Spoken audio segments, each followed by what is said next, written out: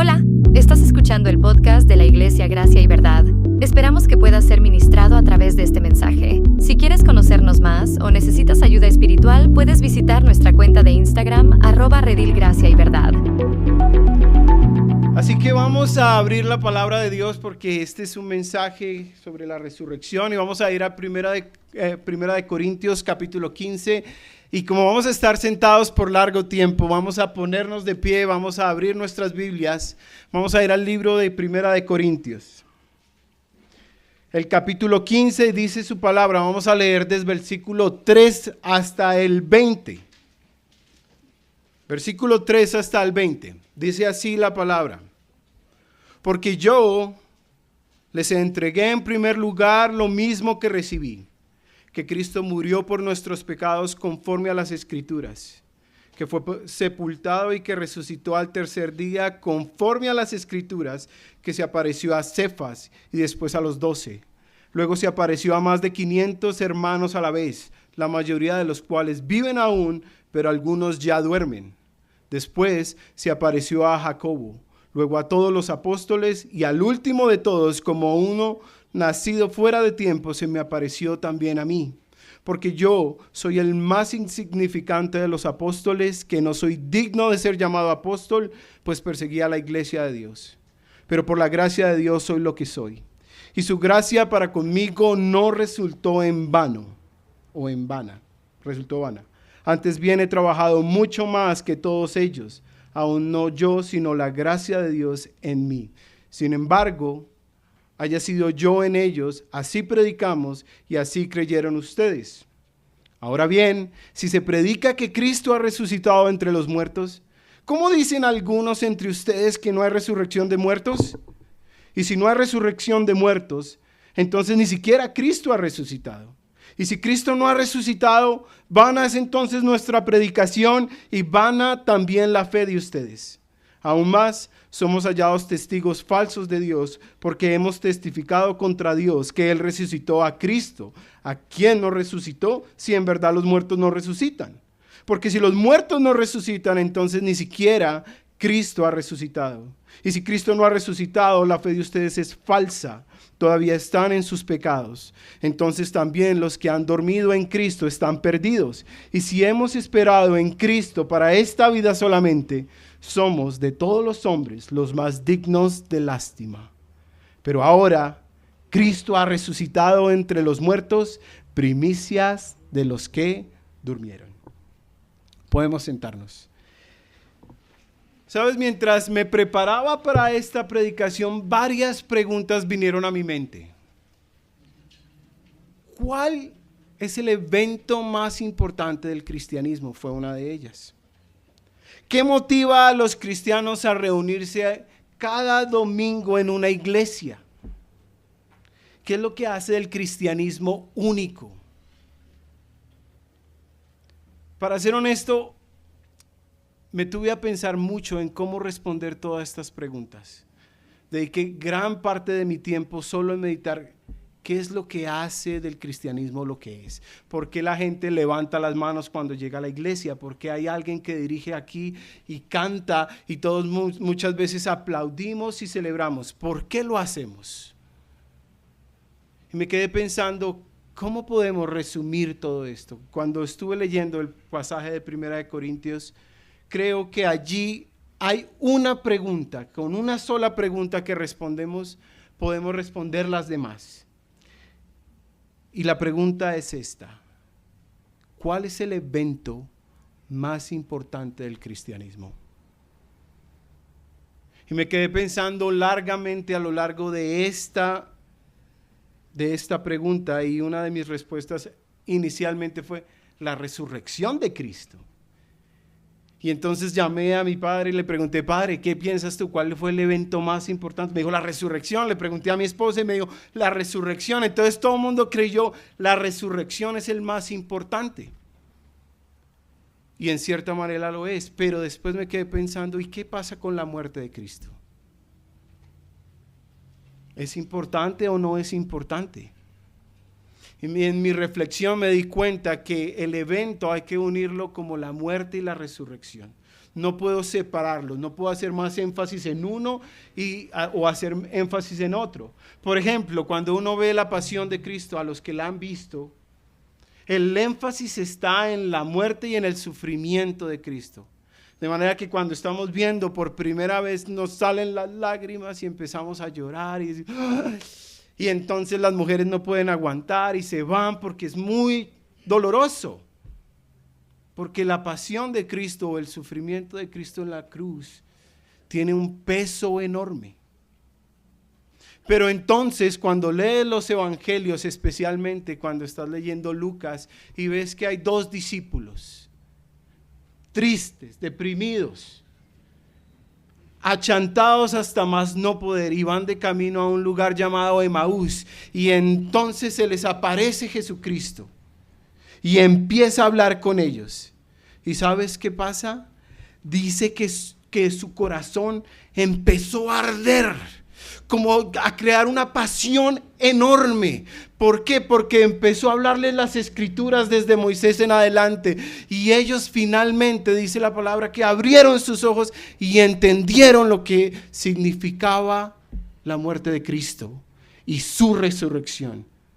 Entonces, estas 2 situaciones que tenemos aquí, tanto la muerte y la resurrección, son de extrema importancia para el cristianismo. Y por eso Pablo dice así en el versículo 3 y 4: porque yo les entregué en primer lugar lo mismo que recibí, que Cristo murió por nuestros pecados, conforme a las Escrituras, que fue sepultado y que resucitó al tercer día, conforme a las Escrituras. Ahora, lo primero que quiero resaltar de esos 2 versículos que acabamos de leer es que Pablo dice esto: la predicación y la enseñanza que él da, ¿sabes qué es? Es conforme a las Escrituras. No es algo que él inventó. No es que un día se puso a decir, voy a inventarme una predicación para enloquecer al mundo. No. Eso que él estaba enseñando es conforme a las Escrituras. 2 veces lo dice, pero además dice, ¿qué es lo que es conforme a las Escrituras? Que Cristo murió por nuestros pecados. Segundo, que fue sepultado y resucitó al tercer día. Así que para Pablo, eso es el evangelio. Porque si tú lees el versículo 1, dice, el evangelio que les prediqué, en el cual también ustedes recibieron y en el cual también están firmes, por el cual también son salvos si retienen las palabras que les prediqué. Esto, la muerte y la resurrección, es el evangelio. Pero, para ser honesto, este pasaje no habla mucho de la muerte de Cristo. Es más, el enfoque es en la resurrección, y como les dije, no podemos separar la muerte y la resurrección y creer que es una mejor que la otra. Es como preguntarle a un niño, ¿cuál es mejor, el papá o la mamá? Ambos son importantes. O es como cuando tú te subes a un avión y dices, ¿qué ala es más importante, la derecha o la izquierda? Sería ridículo decir, no, esta, porque sin la otra se caen. Por tanto, vamos a hacer esto. Quiero darles una verdad central de este sermón. Y esta es la verdad central, que tal vez tú quiero que guardes en tu mente y en tu corazón. Dice así, la muerte y la resurrección de Cristo es el evangelio y el evento más importante del cristianismo. Guárdatelo nuevamente, te lo leo. La muerte y la resurrección de Cristo es el evangelio y el evento más importante del cristianismo. Y cuando hablamos del evangelio, esto es lo que predicamos: la muerte y la resurrección de Cristo. El evangelio cubre la vida de Cristo. Por eso un buen escritor dijo, Cristo es el evangelio. Porque Cristo revela todas las buenas noticias. Desde su muerte, su vida, sus acciones, su resurrección, todo refleja quién es Dios y las buenas noticias de quién es Él. Pero como este pasaje que vamos a estar predicando no nos dice todo, vamos a acompañarnos de otro texto. Pablo escribió este pasaje a los Corintios, el de 1 de Corintios capítulo 15, pero también escribió otro pasaje en Romanos. Y vamos a ir allá, Romanos capítulo 5. y versículos 8 al 11, esos son los que vamos a leer. ¿Y sabes qué dice allí? Vamos a poner como un punto. La muerte de Cristo es el evangelio. Mira lo que dice Pablo, te lo leo. Pero Dios demuestra su amor para con nosotros en que siendo aún pecadores, Cristo murió por nosotros. Entonces, mucho más, habiendo sido ahora justificados por su sangre, seremos salvos de la ira de Dios por medio de él. Porque si cuando éramos enemigos fuimos reconciliados con Dios por la muerte de su Hijo, mucho más, habiendo sido reconciliados, seremos salvos por su vida. Y no solo esto, sino que también nos gloriamos en Dios por medio de nuestro Señor Jesucristo, por quien ahora hemos recibido la reconciliación. Ahora, en pocas palabras, en estos 4 versículos dicen qué significa la muerte de Cristo. ¿Qué valor tiene eso? ¿Por qué es importante para el cristianismo? Pues miren lo que dice, verso 8. Lo primero es que Dios nos ama a pesar de ser pecadores. Porque Dios envió a Cristo a tomar nuestro lugar. Dios te ama a pesar de que somos pecadores. Y Él dice por allá en Efesios que los seres humanos, todos nosotros, estábamos muertos en nuestros delitos y pecados. Aquí en este mismo libro, Romanos capítulo 3, 23, dice que la paga del pecado es muerte, mas la dádiva de Dios es vida eterna en Cristo Jesús, Señor nuestro. Y aquí en este pasaje, lo primero que quiero que resaltes del versículo 8 es que Dios ama a pesar de que el ser humano es pecador y está muerto en sus delitos y pecados. Segunda idea, ¿qué significa la muerte? Que somos justificados por su sangre. ¿Qué quiere decir esto? Es de que la sangre que Cristo derramó en la cruz es la que a nosotros nos declara justos ante Dios. Es decir, que Cristo tomó el lugar que a mí me correspondía. Dios estaba en un juicio contra el ser humano. Estaba declarando que el ser humano es pecador como tal y que necesita la muerte como pago por el precio de su pecado. ¿Y qué hizo Jesucristo? Dice que Él tomó nuestro lugar. ¿Para qué? Para derramar su sangre. ¿Con qué propósito? De que seamos justificados. Verso 9 también dice que somos salvos de la ira. Es decir, que Dios no puede habitar con el pecado. De hecho, Dios no puede tener relación con el pecado, porque Él es un Dios santo, 3 veces santo. De manera que cuando el ser humano pecó, lo primero que hizo que fue expulsarlo de su presencia. De allí en adelante el pecado ha sido el común denominador de cada ser humano. Y Dios está airado o estaba airado con el pecador. ¿Y qué hizo? Envió a Cristo. ¿Para qué? Para que en Él se cargara toda la ira de Dios. Por eso la muerte de Cristo es tan violenta. Por eso fue azotado. Por eso fue crucificado. Porque la ira de Dios estaba sobre Él. También dice el versículo 10 que ya no somos enemigos de Dios, de manera que lo que hizo Cristo no solo es mostrar mi amor, darme la justificación, eliminar la ira de Dios para conmigo, sino también ¿qué hizo? Ya restableció el camino para que Dios y yo tengamos una relación. Ya no somos enemigos, ya no estamos separados. Él abrió el camino por su muerte. De manera que Cristo restablece la comunión con Dios para que nosotros podamos acceder a Dios nuevamente. Y finalmente, versículo 10, fuimos reconciliados por su muerte. ¿Qué significa? Que ahora gozamos de una relación. Que ahora podemos ir al Padre. Ya no necesitamos un intermediario. alguien que pida perdón por nuestros pecados.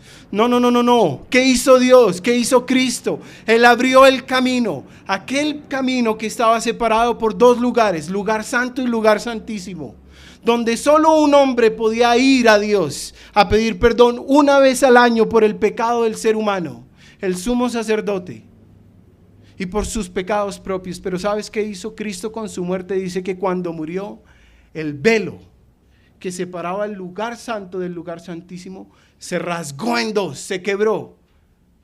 ¿Para qué? Para que tú y yo podamos ir al Padre, para que podamos reconciliarnos y disfrutar de una relación con Él.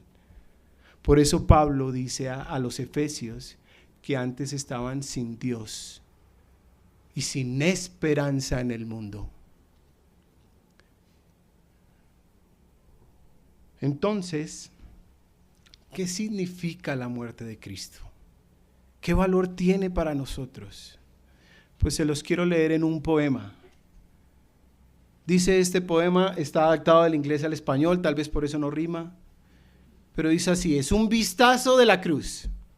Y dice este poema lo siguiente: concédeme un vistazo de a la cruz, mi querido Señor crucificado, una visión solemne para mi alma, una visión de cuando moriste. Fijo mis ojos y pensamientos en aquello que te quitó la vida ese día. Una cruz de madera que te sostuvo, que obliga a mi corazón a decir: ¿por qué, oh Señor, tiene que ser así? ¿Por qué tenías que sufrir tanto?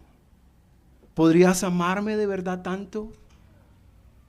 ¿Más amor que jamás he conocido? Te ruego que pueda ver, aunque seguramente mi alma se estremecería al verte en la cruz. Por favor, concédeme un solo vistazo, porque la muerte de Cristo en la cruz tiene demasiado valor como para que no la pongamos en esta predicación. Por eso, cuando les dije la verdad central de este sermón es la siguiente: la muerte y la resurrección de Cristo es el evangelio, es lo que predicamos y es el evento más importante del cristianismo. Ahora, ¿por qué? Porque mira lo que dice Primera de Corintios, el capítulo 15, versículo 12 al 20, y a esto vamos a llamar la resurrección de Cristo es el evangelio. Mira lo que dice: ahora bien, si se predica que Cristo ha resucitado entre los muertos, ¿cómo dicen algunos entre ustedes que no hay resurrección de muertos? Y si no hay resurrección de muertos, entonces ni siquiera Cristo ha resucitado. Y si Cristo no ha resucitado, vana es entonces nuestra predicación y vana es también la fe de ustedes. Aún más, somos hallados testigos falsos de Dios porque hemos testificado contra Dios que Él resucitó a Cristo, a quien no resucitó, si en verdad los muertos no resucitan. Porque si los muertos no resucitan, entonces ni siquiera Cristo ha resucitado. Y si Cristo no ha resucitado, la fe de ustedes es falsa, todavía están en sus pecados. Entonces también los que han dormido en Cristo están perdidos. Y si hemos esperado en Cristo para esta vida solamente, somos de todos los hombres los más dignos de lástima. Pero ahora Cristo ha resucitado entre los muertos, primicias de los que duermen.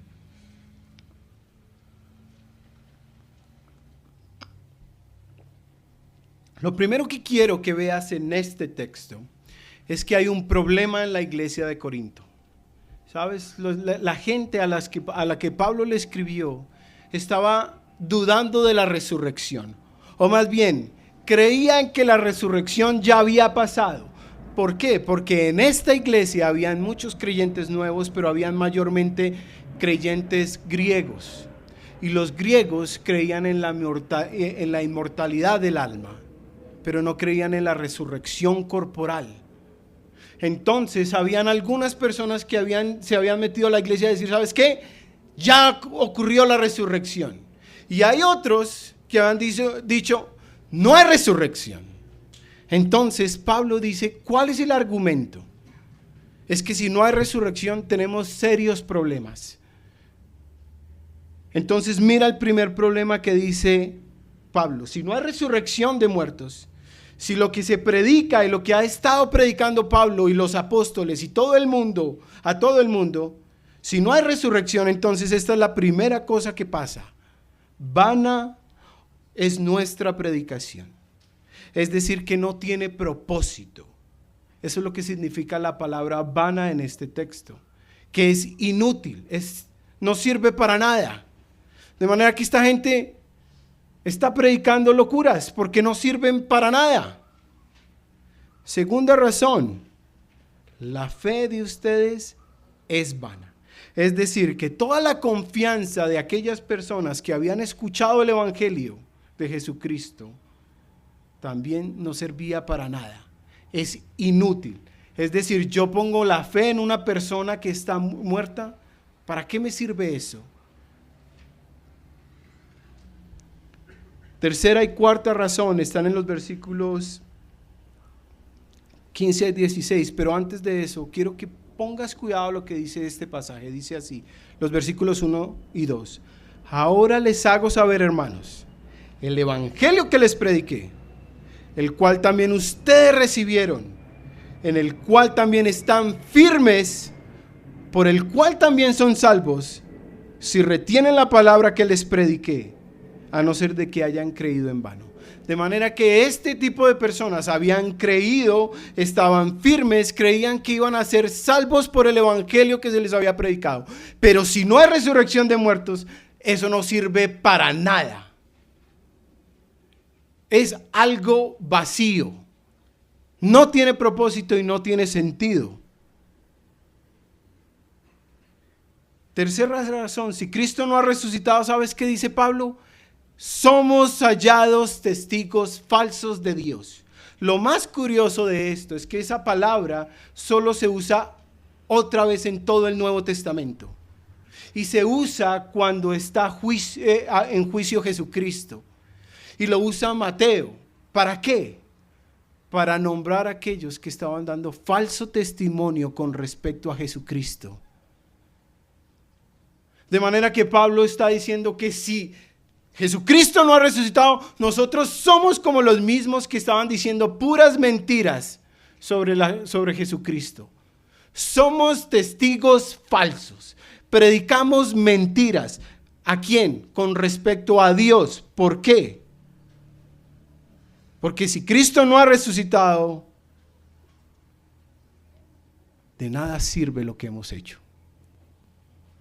Cuarta, quinta y sexta razón, versículo 17, dice, y si Cristo no ha resucitado, la fe de ustedes es falsa. Todavía están en sus pecados, entonces también los que han dormido en Cristo están perdidos. Ponme cuidado, mira que la cuarta palabra, cuando dice es falsa, es una palabra griega que se llama mataios. Y lo que quiere decir es que es ficticia y fingida, que las personas están viviendo en una fe fingida, algo que les hicieron creer pero que no sirve para nada. Más grave todavía es que todavía estamos o están en sus pecados. Esa es la quinta razón. De manera que la muerte de Cristo no significaba nada, porque dice que por su muerte hemos sido salvos, porque Él pagó el precio de nuestros pecados. Así decía Isaías 53, por su llaga fuimos todos nosotros curados. Sexta razón, los que han dormido en Cristo están perdidos. Es decir, aquellas personas que de alguna manera habían durado en la iglesia por largo tiempo, creyendo que había resurrección de muertos, creyendo que Jesucristo había resucitado, pero ¿qué? Pero que habían muerto, les servía para nada. Toda su esperanza en tener una resurrección, en estar presente en una vida con Cristo, no servía para nada. ¿Por qué? Porque si Cristo no ha resucitado, de nada sirve lo que habían creído. Y versículo 19 finalmente dice así, si hemos esperado en Cristo para esta vida solamente, somos de todos los hombres los más dignos de lástima. Es decir, que Pablo usa una palabra para decir que los apóstoles eran de lo peor, de aquellas personas que se les tiene lástima porque están en lo peor de lo peor. De manera que, si tú lo piensas, mucha gente ve a los cristianos así. Cuando yo estaba más joven, entregué mi vida a Cristo más o menos a los 17 años. Había crecido en una iglesia, pero realmente la palabra de Dios se hizo verdad a mí. Lo primero que fue, yo hice, ¿sabes qué? Fue a decirle a mis amigos del colegio, hey, mira, ya no soy lo que era, ahora creo en este Cristo. ¿Sabes? Se me burlaban. Me decían, no me hable de esas locuras, no me lo aguanto. Cuando estuve en la universidad, me decían, ahí viene el curita. Ahí viene, y me hacían bromas todo el tiempo. ¿Por qué? Porque el mundo no lo entiende. Y por eso Pablo dice al versículo 20, pero ahora Cristo ha resucitado entre los muertos, primicias de los que durmieron. Es decir, que ya no somos dignos de lástima, que ya los que han dormido en Cristo no están perdidos, de hecho tienen esperanza. Los que ya no estamos muertos en nuestros pecados, ya la fe nuestra tiene valor, no es falsa, no es inútil, no es una mentira, es una realidad. Ya no somos hallados testigos falsos cuando nos paramos acá y empezamos a predicarle al mundo sobre Cristo. Ya la fe de nosotros tiene propósito y finalmente nuestra predicación trae salvación. ¿Por qué? Porque Cristo ha resucitado de entre los muertos. Está vivo y no está muerto. Y cuando tú piensas que define al cristianismo, es la muerte y la resurrección de Cristo. Ellas juntas es lo que le da valor y vida a lo que nosotros creemos. De manera que si hay alguien aquí que siente timidez porque cree que está predicando a Cristo y se le van a burlar, deje de creer tal locura. ¿Por qué? Porque nosotros predicamos a un Dios vivo y no a un Dios muerto. Porque ese Cristo al que predicamos nos amó tanto que tomó nuestro lugar para que nosotros podamos tener una relación con Él. Por ese Cristo es que nosotros nos reunimos cada domingo. Por ese Cristo es que la historia cambió. Por eso es que en ese Cristo hay miles de traducciones de la Escritura para predicar sobre Él. Por eso ese Cristo que murió y resucitó, ¿sabes qué pasó? Gente estaba dispuesta a morir. Los apóstoles, antes de la resurrección, deprimidos, achantados, corrieron asustados de cuando cuando vieron a Cristo en la cruz. Vivían sin esperanza y sin Dios. Pero cuando Cristo resucitó, ¿sabes qué dijo Tomás? Dios mío y Señor mío. Y Jesucristo le dijo a él, tú crees porque has visto, y bienaventurados los que creen aun cuando no han visto. Entonces mi pregunta es, ¿qué define nuestra fe? ¿Qué crees tú?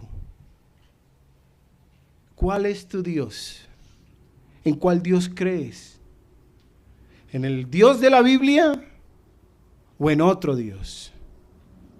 Por eso, para aplicar esto, la primera pregunta que uno debería decirse ¿es el Cristo vivo tu Dios?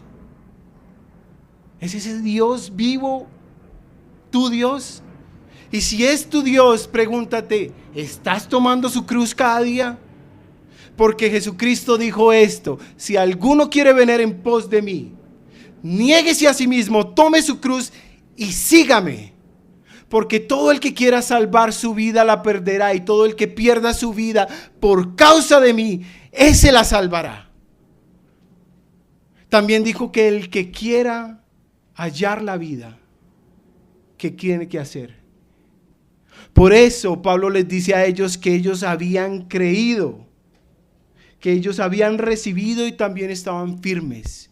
Y yo no les dije esto, pero cuando la palabra de Dios está conjugada en un tiempo que se llama perfecto, significa un evento que ocurrió en el pasado, pero que marca mi manera de ver el presente y el futuro. Me afecta tanto,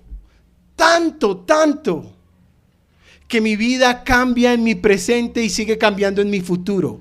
Por eso, cuando una persona se encuentra en frente de Cristo, su vida cambia. No 360 grados, como dicen algunos, 180 grados. Es decir, iba para allá y terminó yendo para allá. Porque se encontró con el Dios vivo. Por eso los apóstoles fueron y estaban dispuestos a morir por la verdad del evangelio. ¿Cuál es tu verdad? ¿En cuál Dios crees? ¿En el Dios de tus padres? ¿En el Dios de tus amigos? ¿O en el Dios de la Escritura? Pregúntatelo, cuestiónatelo. Y si crees que Jesucristo es tu Dios, ¿cómo estás viviendo? Segunda cosa práctica que podemos hacer y entender de esto. Hay algunas personas que luchan con la idea del rechazo. Entonces todo el tiempo andan con temor de que, ¿qué van a decir si comparto mi fe? ¿Qué van a decir si le digo a mi mejor amigo que ahora soy un creyente? ¿Qué va a decir mi papá o mi mamá cuando yo les diga, papi, mami, ahora creo en Jesucristo, el Dios de la Biblia, y he cambiado mi manera de ver? Pues yo te digo y te animo, ¿sabes qué? Cristo es un Dios de vivos y no de muertos. Y los muertos no predican. Pero los hombres que están vivos porque han sido vivificados por Cristo van y anuncian las verdades de Dios a toda criatura. ¿Por qué? Porque para esto fuimos llamados, dice la palabra de Dios. Para ir y anunciar las virtudes de aquel que nos llamó de las tinieblas a la luz admirable, escribió Primera de Pedro. Por eso nosotros somos real sacerdocio, nación santa, pueblo adquirido por Dios, para que anunciemos las verdades de aquel que nos llamó de las tinieblas a su luz admirable. De manera que no te quedes callado. Sería ridículo quedarse callado en frente de un Dios vivo que es tu Salvador. Sería ridículo ponerse a pensar, ¿qué va a decir un ser humano? Cuando deberías pensar, ¿qué dice Dios? ¿Y cómo me ve Dios a mí? Mis hermanos, tenemos un Dios vivo. No vivamos como si no lo estuviera. Porque cuando vivimos como la palabra de Dios nos enseña, llenamos a todo el mundo del evangelio. Porque así lo hicieron las personas que lo vieron y resucitaron. Por eso dice la Escritura como testimonio, dice así, versículo 5, 6, 7, 8, 9, que se apareció a Cefas, y luego después a los 12, luego se apareció a más de 500 personas a la vez, la mayoría de los cuales viven aún, pero algunos ya duermen. Después se le apareció a Jacobo, luego a todos los apóstoles, y al último de todos, como aún nacido fuera de tiempo, se me apareció también a mí. Porque Cristo se mostró en carne y hueso a todo este tipo de gente.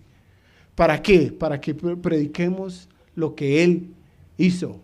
Vamos a terminar en oración. Señor y Padre Celestial,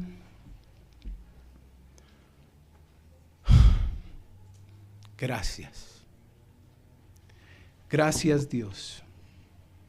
Gracias por tu muerte y tu resurrección.